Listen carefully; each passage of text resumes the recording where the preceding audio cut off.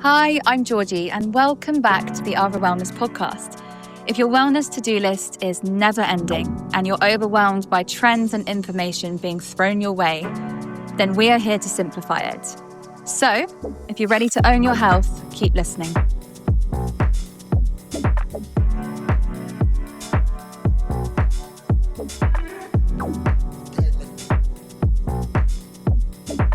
Welcome back, guys.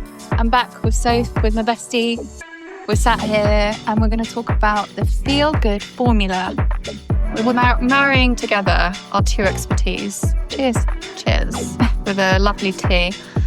I'm obviously a nutritionist, Georgie's a fitness coach. So we're going to give you that feel-good formula that married together the two topics to get you feeling your best self. Yeah. I want to start by saying feeling good should always be the number one priority over looking good. Totally agree. You will look good when you feel good. Yeah, because I've seen this historically with my clients. They prioritize looking good or looking how they feel they want to look. And with that comes low energy, low mood, poor sleep. They sacrifice all these things that actually massively interrupt our day-to-day performance. Massively. Just so they can hit that number on the scales or fit into that pair of jeans or whatever it be. Yeah. It's all about performing at your best, because then you will look your best because you feel your best and feel your most confident. That's the thing. I think if you can feel your most confident, energized self, how you look is going to change. Massively. As a byproduct of that. Massively, yeah. So, put a few notes here so that we don't forget anything.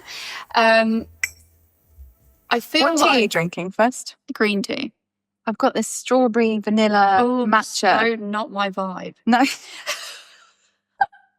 If that was in like It's an not energy, me. if that was It's in not like me, an energy initially. ball, that would be right up my street. But as like a herbal tea, I'm just like either green or... No, but it's not really, it's not really my vibe, but I'm really enjoying it. Anyway, sorry. Great. Okay. So I feel like 5-ish years ago, it was all about abs and aesthetics. And I hope we're moving more towards... First of all, I feel like it was a real thing for females to just be really, really lean. Whereas now I feel like there's a whole like movement of women being really strong. Mm-hmm. And I'm really enjoying that. Oh, no, I love it. The strong women movement. Yeah. I love it. I think part of that's because we've grown up as well. So probably in the...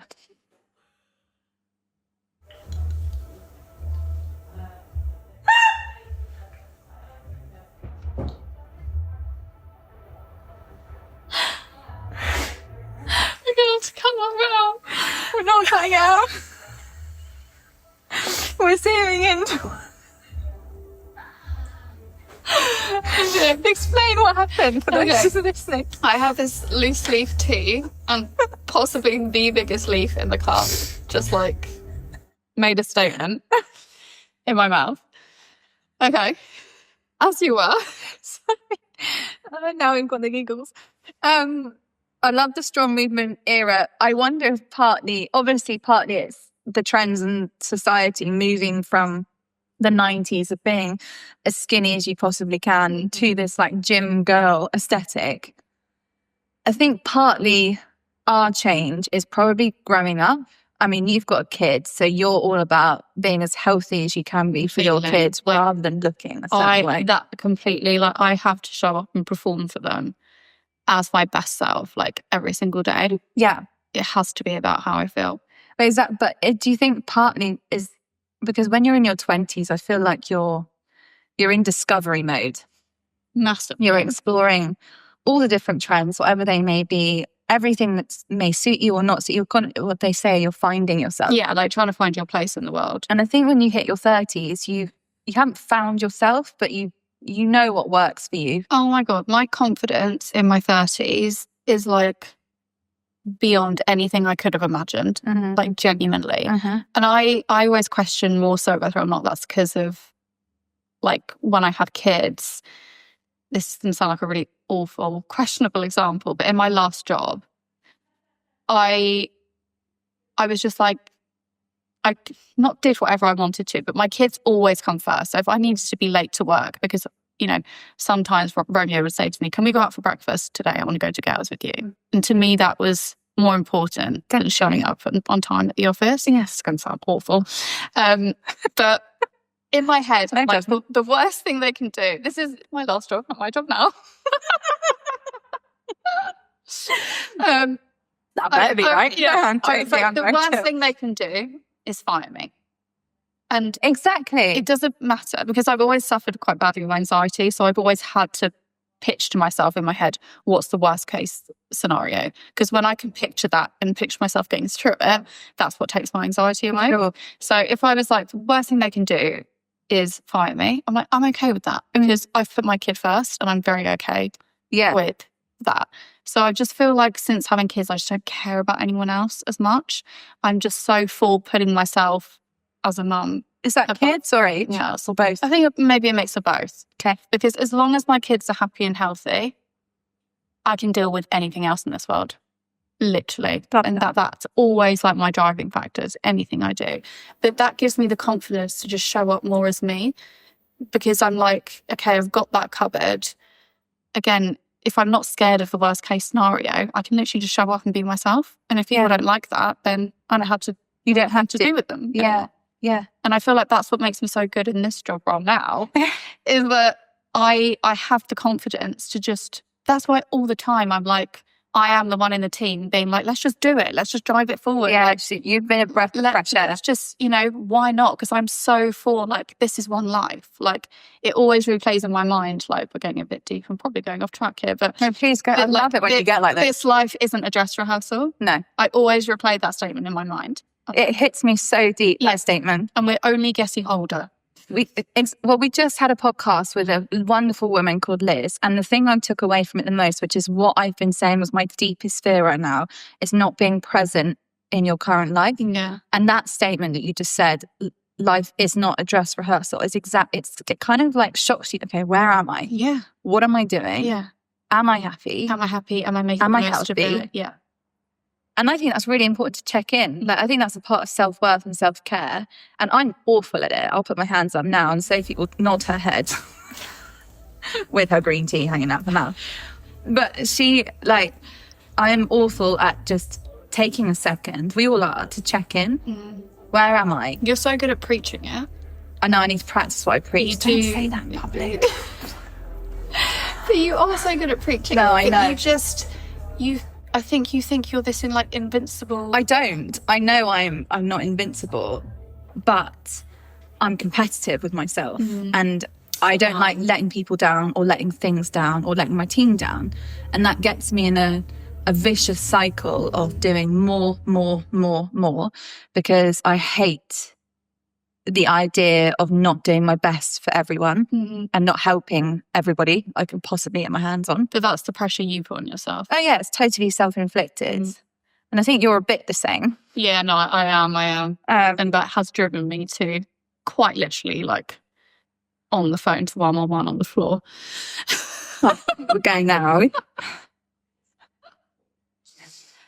But yeah, I think a massive part of self-worth, if we're talking about self-worth and self-care and self-confidence, and they're all like bundled, let's bundle them for a second, is having the ability to realise your boundaries and your restrictions and your lines, and not sort of push yourself to do things that aren't within your remit, because I think your 20s are spent following the crowd. 100%. Not necessarily all of us, or going like wildly against it in rebellion and effing yourself up.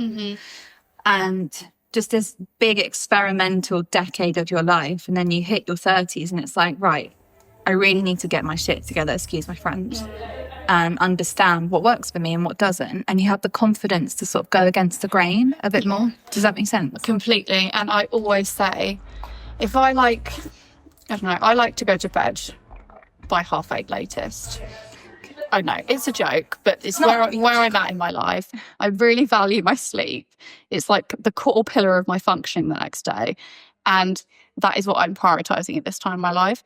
So unless it's a really important commitment, such as my sister's engagement party is coming up in a few weeks, so I probably won't be go to bed at 8:30 that night. It'd be more like I hope not. Like my mum's 60th, which was back in March, I didn't get to bed till like 1 a.m. Yeah. So stuff like that, I'm very happy to like throw my routine out the window for a day. But if it's, this is, again, going to sound awful, if it's a dinner with a group of friends at 7:00 at night, I'm probably, unless it's a special occasion, I'm not going to go to it. No. And if those friends get upset because of that, that is not my problem. And I've learned to say that. I'm not going to take on that upset. But it's nothing to do with me. But do you think that's partly because you feel secure in your family environment right now?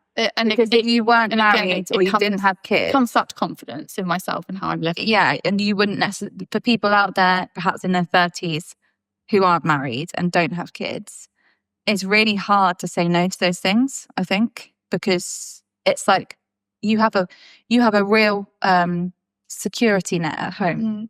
You've created it. No one else has. I think, again, though, it's difficult to say, but even if I wasn't married with kids, if I really valued my sleep and my rest and my bedtime, I probably wouldn't show up. And that's the thing with like gaining the confidence to do exactly what you want on your terms. And my mum always says this to me. She's like, you just really don't care what people think. Like, it's a really good skill. And it's not me being like heartless or mean. It's just me saying, I'm not going to waste my energy on how that person feels. Just like, I haven't done anything wrong by not showing up. I'm not being mean. Mm. If I was being mean, it would be a different story. But I don't think I'm doing anything wrong. Therefore, why should I feel bad about how you're feeling in response to that? I think that's an element of strength. And we're talking about physical strength at the beginning. Mm. But I think that's an area of strength that you gain as a person, either through trials and tribulations or through age or through having kids or whatever it is. I think you learn to gain that strength, or you gain it gradually throughout your life. Completely agree. And I think that can come from different scenarios, like you just mentioned. And as we discussed maybe last time, from September, which has only been now almost 2 months, I've been properly like lifting weights and strength training twice a week. And it's made you feel strong. Has made me feel more confident in myself. Really? It just makes me feel better about myself. And like I can, and usually I follow that strength workout with like it sounds so weird, but like it's a 6-minute meditation, Mary, like picture my higher self or like your future self. I love that. And it's literally 6 minutes because I just can't concentrate for longer than that with the meditation. I'm really trying, but I find it really difficult to meditate. But sometimes I just put it on whilst I'm making my matcha as well. Mm. And I just think about what my future self would want for me and what advice I'd give myself. Oh, and tell us about future Sophie. She's so cool. Oh, I'm really glad about that. But I'm very like driven, like hyperactive type A personality. Yeah. So, and I feel like a lot of my life I've had all that energy, but I haven't been specific about where I'm going with it. Sure. And genuinely, I'm not just saying this since I've joined Avra on more of a full-time basis, I have such a vision of where I want to be in a year's time. And it's like we've spoken about so much of what we want for the business. Yeah. And it's just, I mean, I just feel so grateful that I was saying, like, to be a part of a business that's run by my best friend is just like the ultimate dream. We do. So again, I'll flip that back on you. Very grateful. Like a lot of people will say working with a friend is a bad idea. I can tell you, if you know that friend's work ethic and their purpose and their passions, it's the best decision I've ever made. We get to spend more time together. We're so aligned in what we're doing for the greater. I was going to say our passion. It's not about purposes. It's so aligned. It's about what the business is, you know, and this is the Avra podcast, so we can talk about. Yeah. It's about, you know, helping those who really need it the most because no one else is doing it. Yeah, no, completely. And giving people the practical tools, not just knowledge bombing them, but giving them the tools that they need. That help them show up every day. Yeah, and it's a lifestyle thing. Showing up. Like some of the meditations on the breathworks on the app, I never engaged with them like a year ago, and I've just explored more with them, and they have arguably been life-changing to my mindset. Really? Like genuinely. The focus one I've been doing, the focus is our most recent breathwork, and you would think we've got a section called energy breathwork. So you would think breathwork's all about calming, sleepy. I'm really into the energy ones. But I'm really into the focus ones, because what it does is your brain's like, for those who can't see me right now, my hands are really wide. Your brain is so expansive. Every morning you're thinking about, I need to do this. You've got kids. You've got another layer to it. Do you know what I mean? And the focus breathwork does this. It's like, and you're like, right, I know who I am. I know what I've got to do, and off I go. Exactly. And I think there are literally times throughout the day where I just feel like, I'm like, what am I doing? Where do I need to be? What's on my to-do list? You know, and you're like flipping between loads of screens and then you get distracted. But again, these like breathworks and visualizations in the morning, I can then come back to that and remind myself of what I did that morning and where my headspace was at. Yeah. And even if it's just like a minute of deep breathing and reminding myself that this is the path I'm on, this is my why. Yeah. Gives you just like that strength, the confidence within yourself that you need. I love the body scan, Rachel's body scan. Such a good one. It's amazing because, and I used to do this when I was a child, when I suffered a lot with anxiety and trauma. And you basically imagine this light running from your head all the way down, go through every like major body bit or feature in your body and get to your feet, and instantly you're centered, you're in present again. I've never believed more in the power of connecting with your body on your well-being. I was that person, to be honest, that thought it was a bit like, what's it really going to do? But it is so powerful to just feel connected to your body. On that note, going back to the fitness thing that we started with in terms of strength training and how movement in general can make you feel confident and powerful, no matter what you're doing it for. Connecting your breath to your movement is the top tip I have for anyone out there wanting to feel good. Talk about this. So let's say, okay, and is this with strength training and Pilates, like any sort of... Anything, use your breath, any movement. And does it matter? Let's say if you're lying sideways and you're like lifting your leg up and down, when should you be exhaling, inhaling? So there's no like given rule. I would say you want to exhale on the contraction. Okay. So say this is the best analogy I can use because everyone will understand it. If you're doing a squat in a squat rack in the gym, so you've got a bar on your back, everyone can visualize this because we can talk about Pilates and it might not be easy to understand. You inhale at the bottom or on the way down, and you exhale as you're pushing the way up.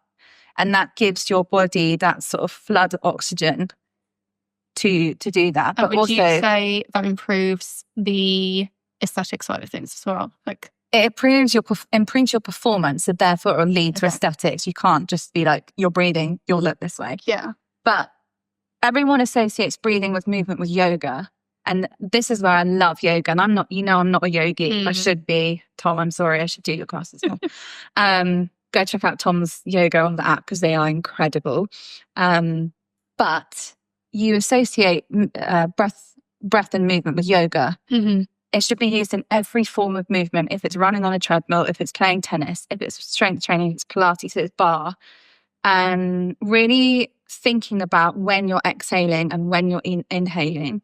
Number one will stop your sort of stress hormones from spiking. Exercise is a stressor. Yeah. Unless you're doing like restorative yoga, no matter what you're doing, Pilates bar is a stressor on your body. Quick pause before we dive back in. If you're looking to truly support your mind and body every day, then you need to check out the Arbra app. I created Arbra to give you round-the-clock access to expert-led workouts, holistic wellness tools, and real mindset support, all in one place. Whether you're starting out or if you're deep into your wellness journey, Arbra meets you where you're at. Download the app today, and we're giving you a 2-week free trial to start moving, breathing, and living better. Now back to the episode. Now, cortisol in small doses really good for us, and movement really good for us. It's really good to put your body under strain and challenge it in movement all the time.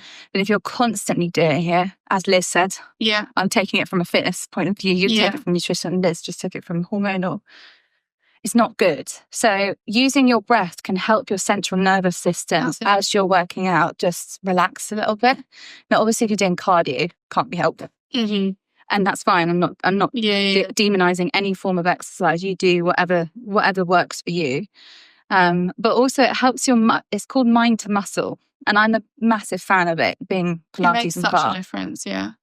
If you're doing a donkey kick, so it's for your glute med, most of your glute, and you're exhaling as the leg goes up, so the glute is contracted, and you're thinking about your glute at the same time, that muscle is going to stimulate, which is exactly what you want.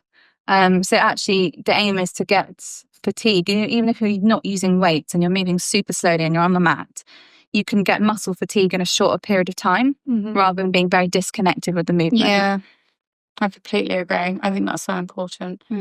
Okay, and then just whilst we're on movement, is there a better time of day to exercise for optimal results? No, we're all busy. Because I exercise at like 5 o'clock in the morning.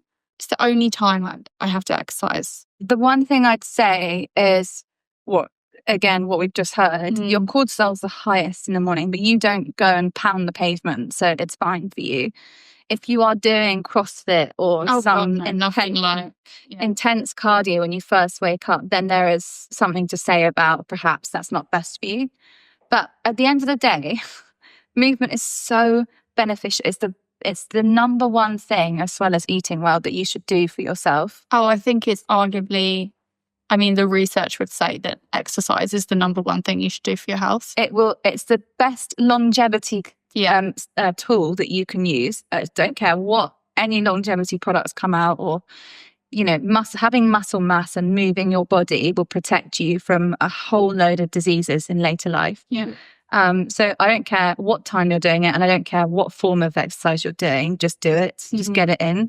If you're someone who works a night shift, let's say, and you can't do it in the morning, then do it in the evening. Literally do it whenever you can. I don't like exercise in the evening, and the one bit of research behind that is that you don't want to stimulate yourself just for sleep. 100%. If you're someone who doesn't have a choice, it's better to do the movement than not do it at all. Yeah, completely. And then food. Bouncing onto food, I think trying to find a sustainable eating practice over any kind of diet is like so key. So expand on that. So I think if I asked anyone listening to raise their hand if they've been in a diet, everyone, like, I've been in a diet, you've been in a diet, and I feel like even now, we were actually having this discussion before we started recording, I try so many things that are trending because this is my industry, I'm intrigued. Especially when there's kind of emerging research on it. But 2, because, even with my nutritionist hat on, like I've got 2 degrees in which, critical analysis played a huge role. I know how to read the research, but I still fall for the marketing claims. And I'm like, well, this sounds really great. You're falling for it. That's what I mean. And I know deep down I'm like, it's marketing and I know it's got me. But I'm still like, well, is there something to it? Let's see. And I'm not saying I try all these different diets. I'm talking more about there's a new supplement out. Let's see if it actually calms my nervous system. But what I'm aware of the fact that I'm trialing these things, whereas the average person is probably spending a lot of their year going back and forth, or whether or not it's trialing a new supplement or trialing a new diet or trialing a new exercise regime, constantly on this exhausting train of trying to find what is going to give them the best results, whether that be how they feel, how they look, what their physique is like. So starting, I always say, strip everything back. If you're at a total loss and you feel so confused and you feel like you're doing so much but you're not getting the results you want, strip everything back. Make sure you're sleeping well. Make sure you're drinking enough water, 100%, around 2 to 3 litres every day. Have a good breakfast in the morning, like we've just had Liz talk about. Make sure you're having, I would say, at least 20 grams of protein with each meal. At least. And then when you're snacking as well, make sure they're protein rich. And then trying to focus on diversifying your diet in terms of making sure you've got different plant foods in there as well. So upping your fibre intake can be really helpful. I haven't listed anything really expensive there or really it's basic, simple habits. Yeah. If you can nail all those things first, then you can start trialing. Why don't I try adding some creatine in if I'm trying to lift a heavier weight, or up my protein intake a bit more if I'm trying to build more muscle, or, you know, all those kind of add-ons. Yeah. But so many people are so lost in all of these practices that they forget all those simple foundational things I've just listed that have the biggest benefit. Yeah. So obviously, like, as we know, Arbor is all about stripping it back and giving people the building blocks to a healthy, longer, happier life. Yeah. It's not about additional stress. It's not about additional money. It's about finding a recipe for you that works for you. So let's do this exercise. It's putting both of us on the spot, not just you.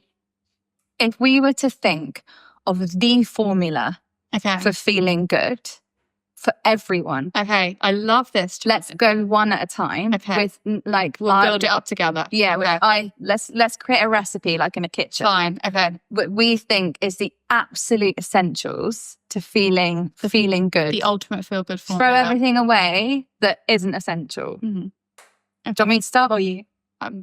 Either. Go on. Okay, I'll start it off with a good quality night's sleep between 7 and 9 hours. Yeah. Vital. Yeah. And if people can't sleep very easily, practical tools. I mean, you really need to look into why you're not sleeping well and address that. So are you eating a high carb meal before dinner? What you want to do is get your resting heart rate down to as low as possible before you go to bed. So if you can have like a wind down hour where either you put on like a sound bath or you're reading with the kids. Yeah. This sounds really weird, but I notice my heart rate drop more when either my husband and I stay up talking, or my little boy Romeo sleeps in the bed with me. Yeah. And we talk about our day. Like, it's so weird. Like, because I often used to convince myself that by him staying up with me, I'm just like overstimulated because I'm still looking after a child, but I'm not. If you're having those calm conversations and talking about things that make you happy and relaxed, really. Mine's having a bath. Yeah. Whatever. Finding something. Experiment with it. Just try and get your heart rate down. Yeah. In that hour before going to bed. Yeah. Best thing I've ever done as well is put my phone on airplane mode between 7 and 8 o'clock at night, and I don't take it off airplane mode until 6 o'clock in the morning. I love that. And also, sometimes when people can't get insomnia, it's because they haven't eaten enough before they go to bed. Not straight before, but if you're underfueled, you don't sleep. Especially carbohydrates, right? Yeah, I would suggest leaving around 3 hours before you go to bed. Yeah, I don't mean straight away, but like if you've underfueled in the day and you're hungry, it doesn't impact your sleep. Yeah. My one is get outside every single day, even if it's for 3 minutes. I think it's essential to our health and happiness. It indicates movement, right? Which low impact, steady state. If you can go for a little 5 to 20 minute walk, depending on where you can fit it in and how much you can fit in your life. But we all live on our screens, and I hate it. Yeah. I hate it. I need to go live. I need to throw my screens out the window when we stop doing this. But like, get outside. It doesn't matter if you're in a city. It doesn't matter if you're not, it's not a beautiful park that you're walking in, but get yourself outside. I think it's essential. Okay, so have a good night's sleep.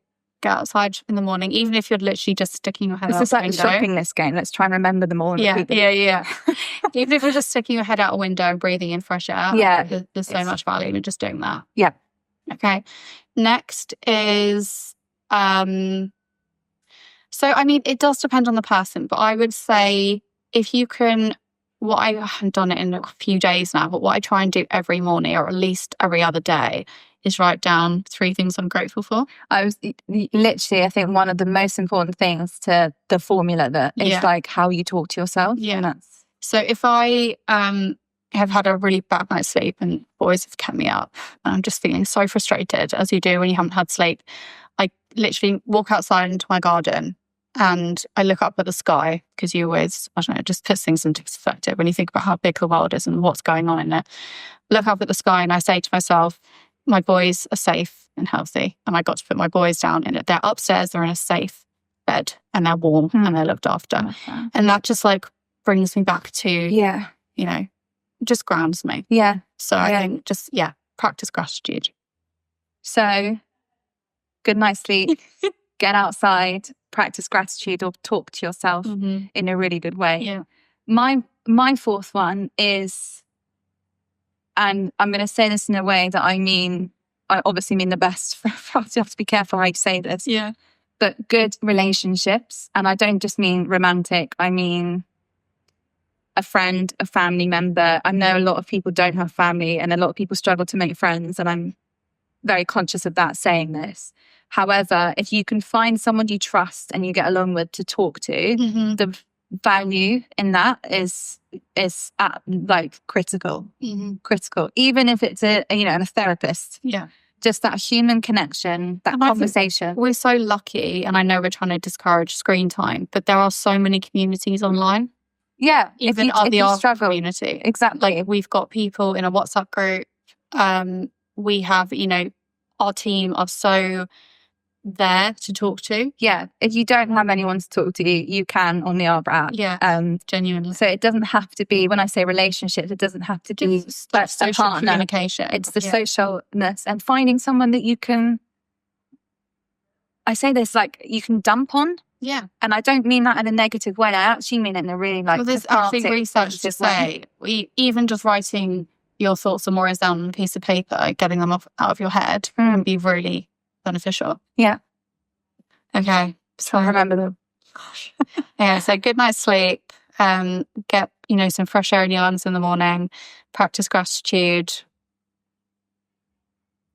Good social relationships or communication. And then I would say optimize your protein intake in the day. Love that. The most important thing, isn't it? It will reduce cravings if you're well satiated, and protein is the most satiating macronutrient. It's the building blocks for so many different functions in your body. Muscle mass as we get older is hugely important, linked to longevity. You need adequate amount of protein to support that. I just think in terms of how much we need, the jury is always out, and you can ask 100 different experts in the field of protein and they'll probably all say something different. But I would say around 1 gram per kilogram of body weight is sufficient. I would personally go a bit above that if you can, but as a starting point. So if you weigh 70 kilograms, aim for 70 grams of protein. Love that. That's my one. Right, here we go. Good night's sleep. Get outside. Talk very nicely to yourself, gratitude, social interaction, adequate amounts of protein. And I had 2 in my head and I've completely forgotten them. Oh, mine is to learn something new.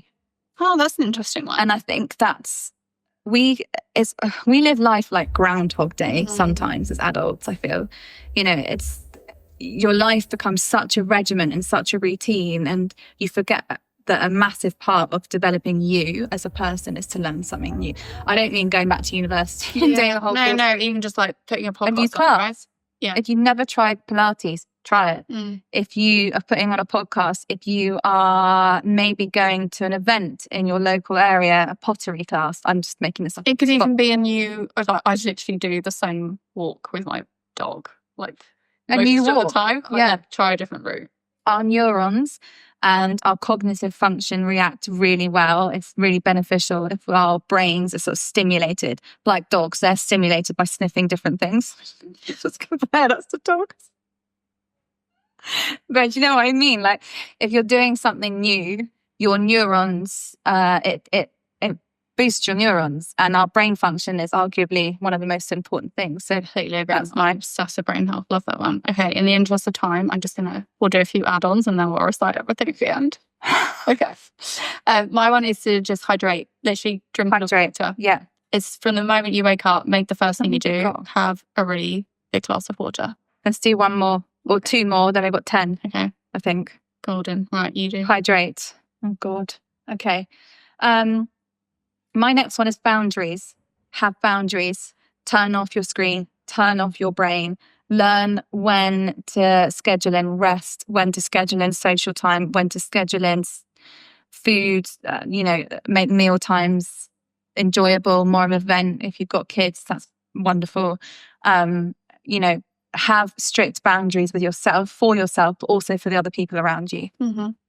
You're probably going to say this one, but move your body. Move your body. Yeah. Just any form of movement. If you can strength train a couple times a week, great. Mm-hmm. It can literally be, if you're like, you just haven't got the time, mm-hmm.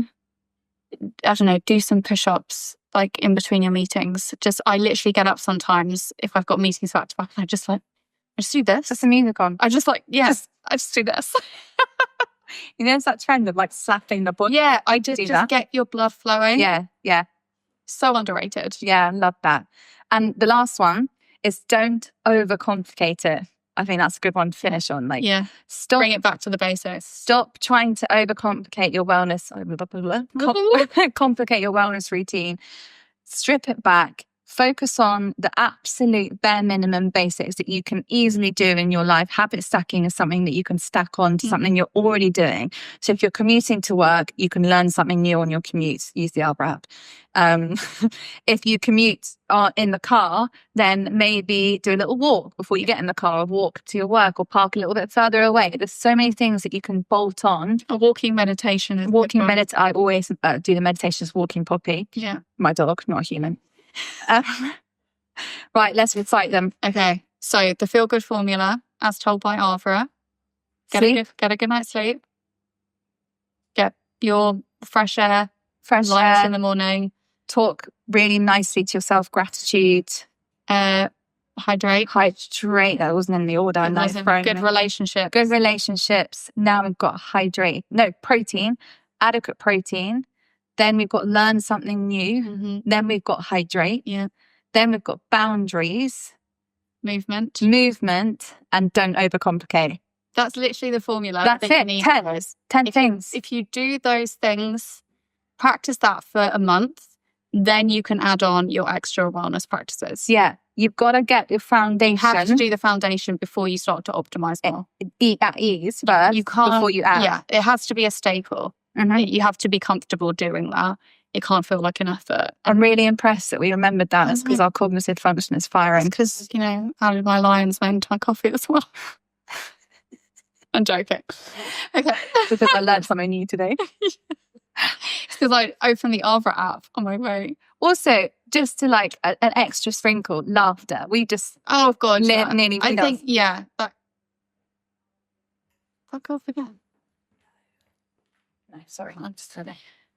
I think but I feel like that can be weaved into social communication. Like, just check in with a friend, voice note a friend. Yeah. Smile, give them a call. Yeah. Or do you know what I like doing? And actually, Ronia is this, if we're kind of trying to regulate his emotions, is to look at pictures or videos that make you happy. Yeah. So he always likes looking at our California album. Oh, music does that to me. Yes. Music can make me takes you back to a memory. A certain way. Yeah. Zach Brown Band takes me. Yeah. Talking about fried chicken if I don't eat. Yeah. Takes you to your happy place. Yeah. There's lots of little things to make you smile, but also smiling sounds really corny. Giving positive, happy energy to someone else radiates back at you. Yeah. So if you're putting out positivity in the world and not stress and ag, it will come back to you. 100%. Yeah. Love it. There you go, guys. Wow. Be healthy for life after that. Play that game with your family. Who can recite the 10-step formula to a healthy, happier, longer life? I love this board game. I love that. It's brilliant. Yeah. Well, see you guys next time. Make sure to download the Arbor app. Please do. So if for nothing else, at the moment, I'm just so obsessed with the breathwork and meditation. But there are some great strength workouts that I do on there as well. I'm literally obsessed currently with Hannah's classes because I've needed to strip it back. Love that. Yeah. And hers are very gentle but very effective. So, yeah. Awesome. All right, guys. Thank you so much. Bye.